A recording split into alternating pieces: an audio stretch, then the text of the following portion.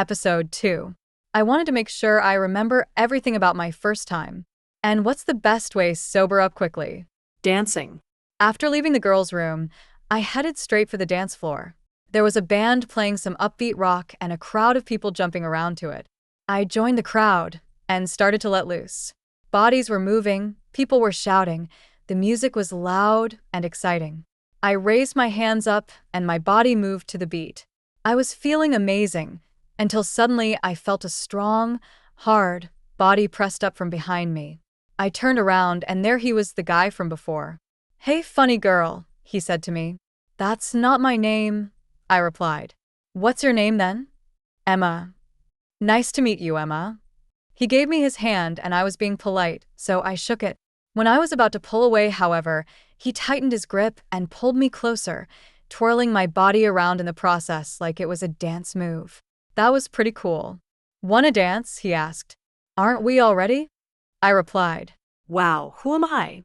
This alcohol's making me say some crazy things. Smirking, he seemed to like my response. He closed the distance between us with his body and he started moving to the beat. There was something about the way he moved. He knew exactly how to move his body. It was smooth, yet solid movements. I couldn't take my eyes off of it. "Are you dancing or are you just gonna stare at me?" He caught me off guard. I was embarrassed, so I quickly turned my body around so that he couldn't see my face. My back was pressed up against him, however, and felt his every move. His moves made me want to move too. My body swayed from side to side, aligned with music. He put his hands on my hips, keeping our bodies connected. I swayed my hips slightly and arched my back so that the back of my head rested on his chest.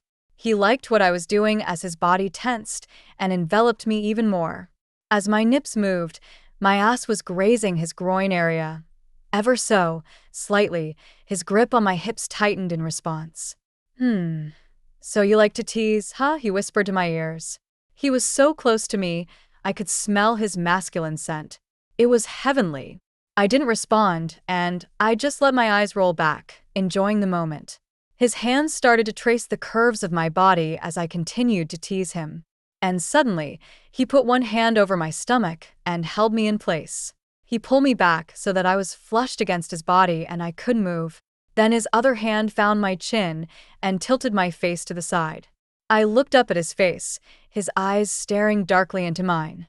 I took in a sharp breath as I was caught off guard by this sight. He was just so handsome. He lowered down his chiseled jaw until I could feel his breath fanning my cheeks. I was sure my heart had stopped beating, and I had never felt anything quite like this before. We were so close. Only inches away from each other.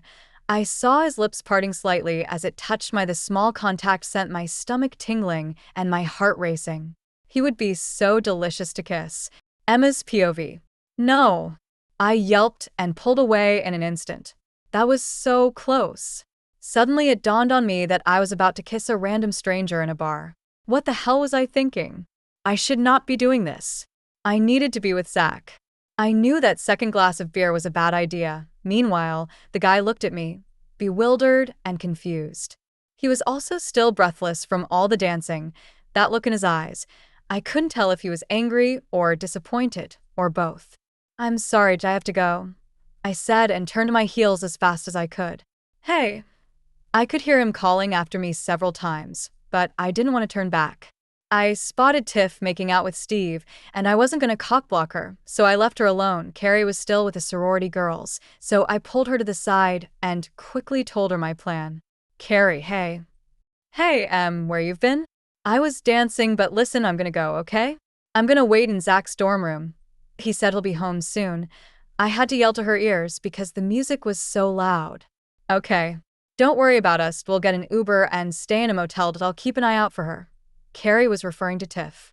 "All right, I'll see you guys in the morning." I hugged her before we parted ways. "Have fun. Be safe." I heard her screaming over the music as I walked away.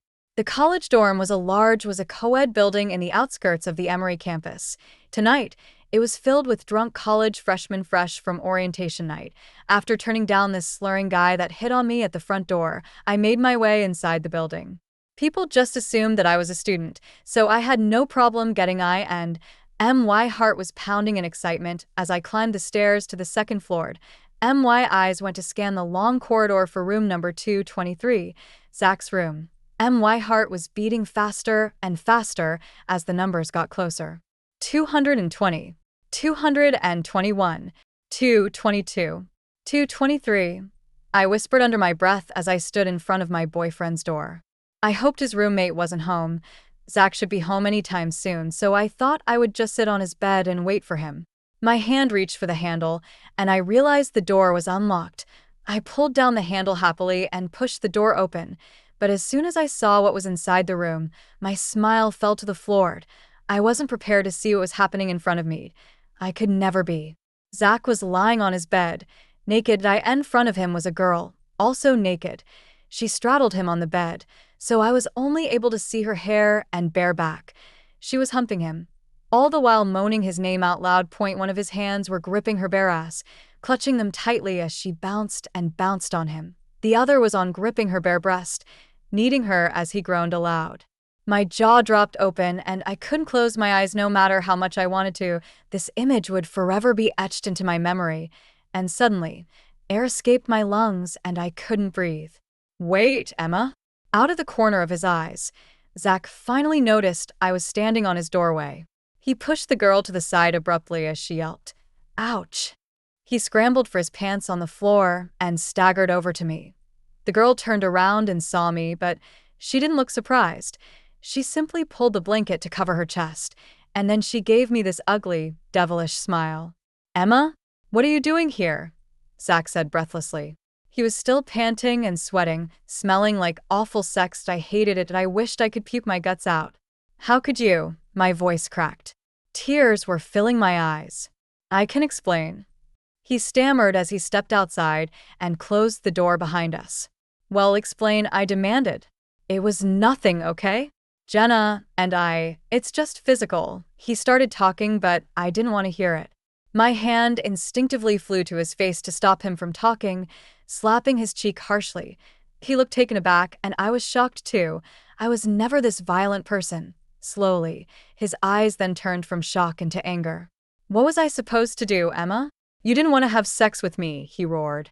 "I wasn't ready, Zach. You said you're okay waiting," I reminded him. "It's been a year.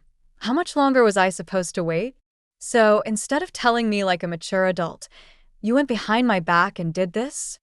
I knew I struck a chord. He was quiet. He didn't have any good excuses. "How long?" I asked, choking on the tears that started falling. "Go fuck yourself."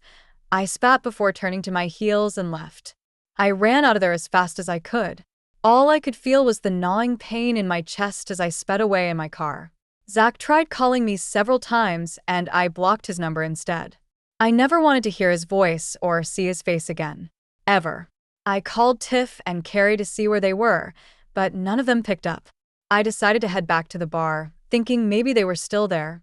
I double-checked all the corners and the girls' room, but they were nowhere to be found. "Hey, where the hell are you guys? Something bad happened. Please call me back," I said to my phone, leaving a message on both their phones.